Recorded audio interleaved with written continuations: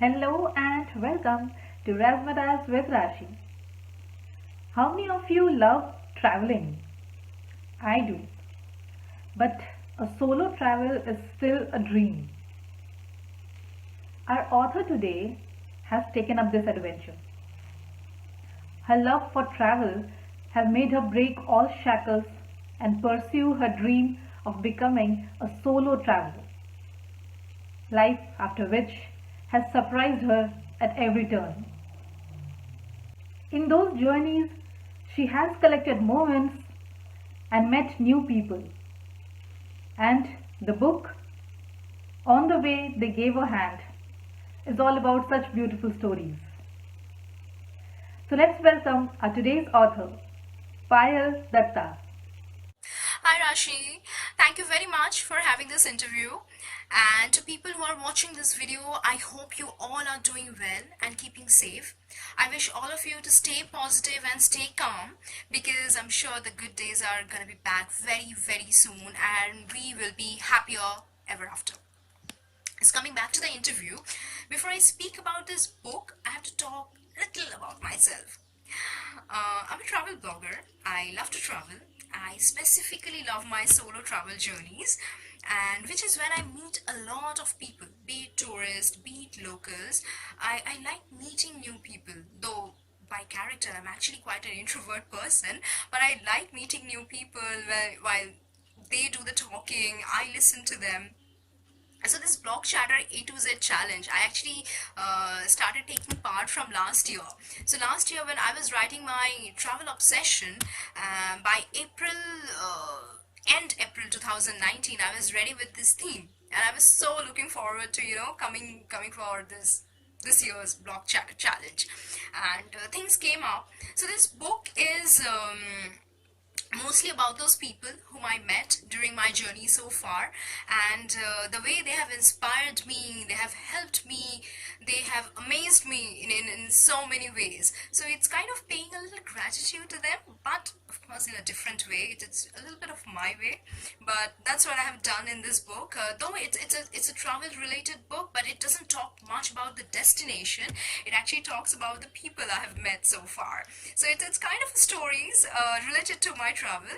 So I found them quite interesting. I hope you all will find them interesting too. An introvert travel blogger. That's interesting. And maybe that is the reason why even this book sounds different from any other regular travel book. I'm sure you must have had a wonderful time recollecting those stories and bringing it out in the form of a book. So tell me, Payal, what is it that keeps you going? What keeps me going? I think it may upset a lot of people, but being a blogger was never a dream. Being an author was not even part of the nightmares. So I'm so sorry to say that. But yeah, I never thought of being a blogger. All I wanted to do was I wanted to travel. I wanted to see the world. And someday, at least once in my life, I wanted to do a solo trip. I wanted to travel alone with myself, with nobody beside me. But thankfully I decided to do that solo trip by myself, because while I was going through a lot of website, or rather I was researching, I was looking for some information and all that. So I found I actually couldn't found a lot of information. I had to go through a lot of websites, and I had to compile those information. Then I was not able to find a lot of information, and I'm not the only one, the only genius existing, but there are other people. Like a lot of forums, there would have been a lot of questions, but there wasn't any answer. So one fine morning it just came to my brain that why don't I be a travel blogger? And for me, things have been like that from the very beginning. An idea will pop up.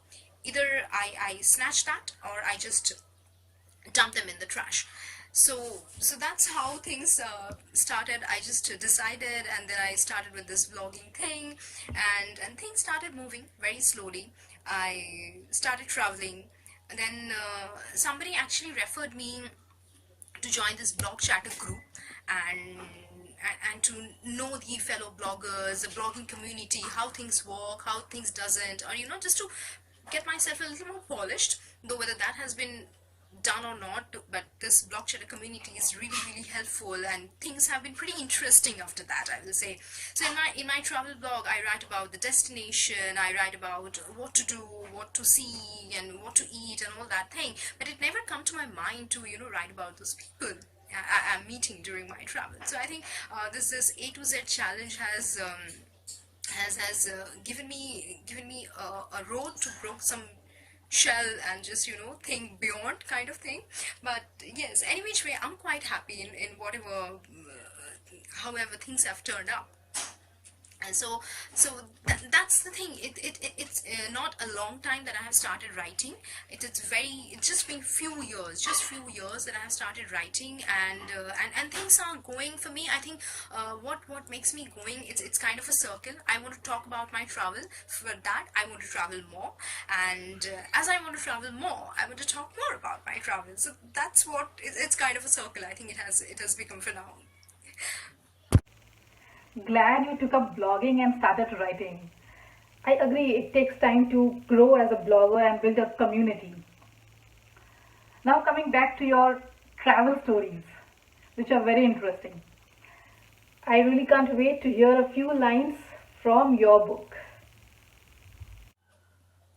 I was actually very confused as to which part to read, because all the stories that I have written, they're very close to my heart. I have lived those moments, and I had to write them down. So I will be reading from this chapter called Our Little Chats, a very, very small portion I'm going to read out.